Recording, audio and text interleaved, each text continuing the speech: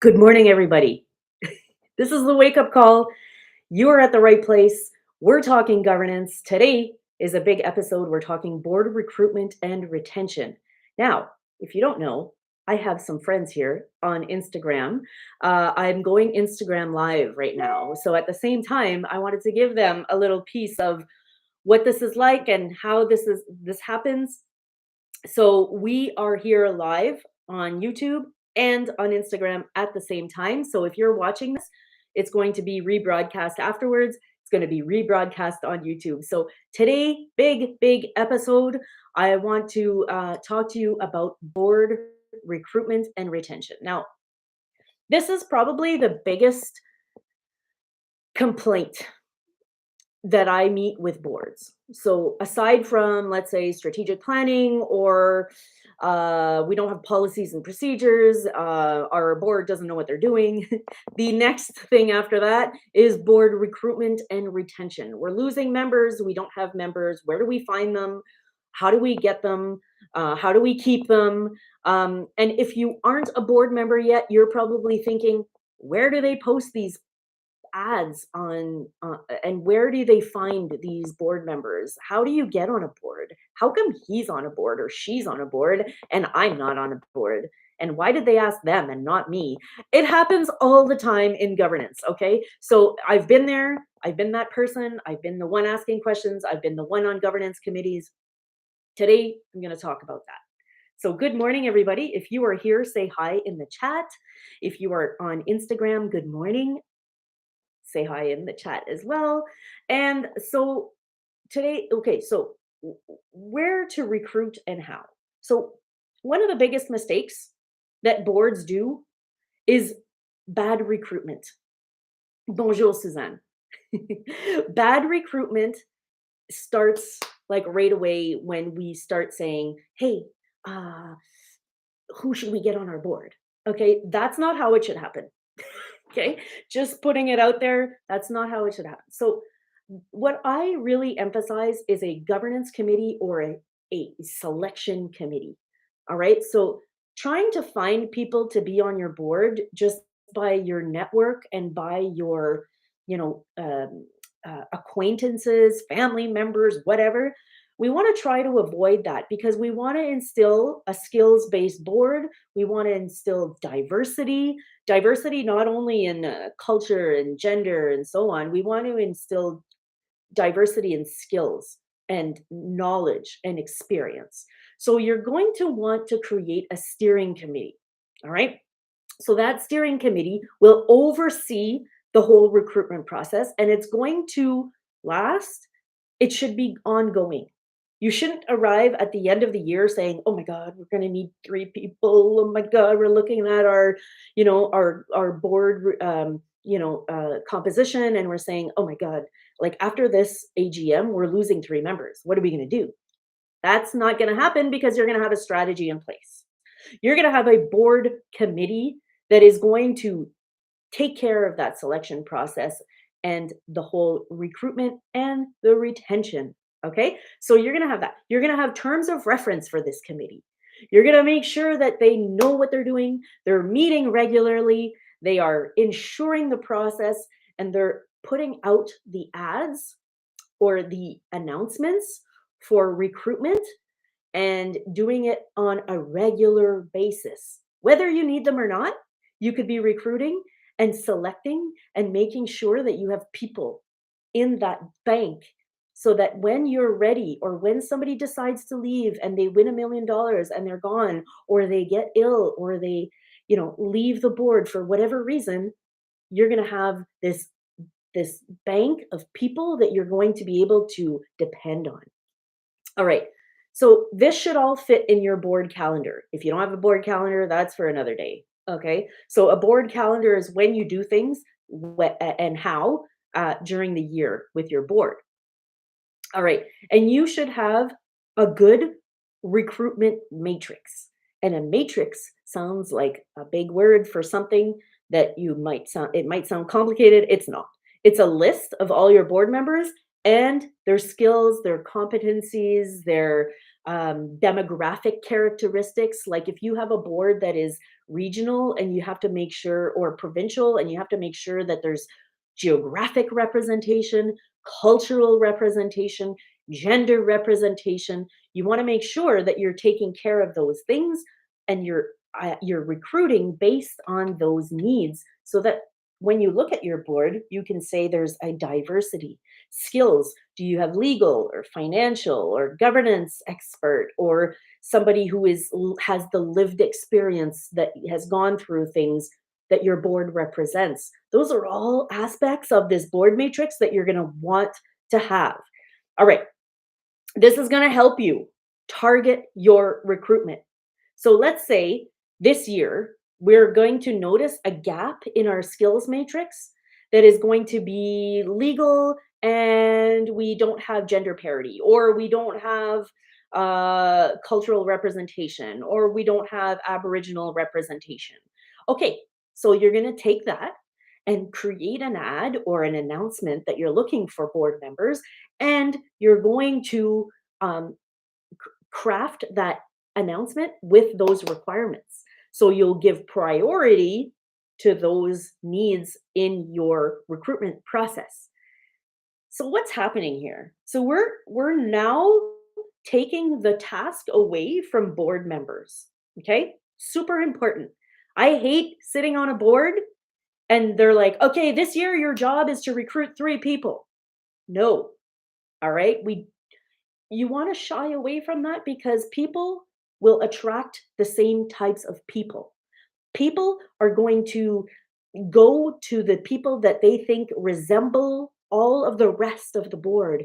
And what we want to do is avoid that. We want to avoid people that are all the same. Because if you have that, then you're going to have, like, you're not gonna have diversity in thought. You're not gonna have diversity in the questions that you're gonna have, the lived experience. So you wanna make sure that you have that. So target your recruitment process. Create and share the ad, and then add the role descriptions. All right. What are we doing? How many times are we meeting? What are we going to be asking you to do? What are your responsibilities? You want to have that in the ad, because 100% somebody has been recruited here that is paying attention here right now, that was told, yeah, we just meet like 4 times a week, or 4 times a month, or sorry, 4 times a year, and and ends up being 4 times a month, maybe. And Yeah, and we have lunch. It's gonna be great. And you just have a few documents to read. And don't worry, it's not gonna be too much. And then you get there, and there's like a brick of documents. You have to understand financial statements. You have to do fundraising, and you're gonna have to take on a board responsibility that you didn't know that you were gonna do. So that's misleading, and you want to avoid that. So in your announcement or your ad, make sure that you include all of that. All right, and share that ad with networks. So let the network of people find those, the or target those people, and they will submit applications. Then your board committee that you've struck will take those applications, and will start the selection process based on that matrix that we created, right? So if you're on a board and your board directors or your executive director is not encouraging a process like this, all right, you want to think about that, and you want to ask questions. There's a reason. And if your board is simply building itself based on, friends of friends and people that are in the know, you want to maybe question how this is working, and suggest. You're on the board too, and your ideas are important, and you want to suggest this process that I just talked to you about, because it's super important to have that diversity aspect, and to not have conflicts of interest, or have people that have the same interests and are moving the organization in one direction. You want to make sure that there's good governance practices, and that's going to help you recruit. Because if I hear of a board that is, trying to create some kind of allegiance, I'm going to have some questions. People that are good in governance and people that will that kind of have this experience will be like, it's flattering to get asked to be on a board. Okay, it's flattering to not have to go through the application process or whatever, but it's also questionable. So you want to make sure that you're in a board that is using the right steps and using the right processes and going through that process to onboard board members. So you might get interviewed. It might be a one-on-one, a coffee. You might want to have a call, whatever the process is, but some kind of recruitment strategy. Any questions? Any questions on YouTube or on Instagram? Please feel free. We are doing both today. Hello and hello. Um, so what happens once they're recruited? Well, technically those people know what they're recruiting, what they're being recruited for. They've gone through the process now. They've taken the time and the energy to create or craft the application, whether it's a resume or a form that you created, whatever it is, they've taken that step and they know what they're getting involved in. So that for me is like cue number one, because I have seen people sitting at a board table looking at each other and saying, "This is not what I was recruited for." Or I thought I was coming to help with lunches and sandwiches and fundraising. And now I'm having to look at board documents and finance papers. And I don't know what I'm supposed to be doing here. This is not my strength. This is not my skill. And I'm really uncomfortable and anxious. So that is not what you want with your board members. You want to make sure that those people are happy, that they're thriving, that they're giving you their best, and that you're getting their best. So hiding elements of the job, the roles and responsibilities is not the best. So once they are recruited, you want to have that conversation again. You want to give them clear expectations. You want to tell them that they're going to have a certain number of meetings and they're going to have a certain number of documents and what they're going to be doing if they have a board responsibility, if they're going to be asked to be on committees. All of those things should be clear on the onset, not 3 months later when they're sitting there thinking, "Oh my God, I didn't know that I would be on 5 committees." Exaggerating, but you know what I mean. All right. So you're going to want to offer good orientation from the start. What I've been seeing is mentorship on boards. Mentorship is really great. So you could be like a buddy system. So have someone who is has a little bit more experience, who can, be that buddy on a board. And when you see that familiar face in the boardroom, you will be able to connect and sit with them, or follow them or email each other. I recommend strongly having mentorship, and right at the onset, setting those mentorships up together so they can meet before the meeting, and or meet at the meeting, at the lunch or at the dinner or whatever, and then start the meeting together and they can talk and things like that. You're going to have good governance manuals, good walkthrough of those governance manuals, documents.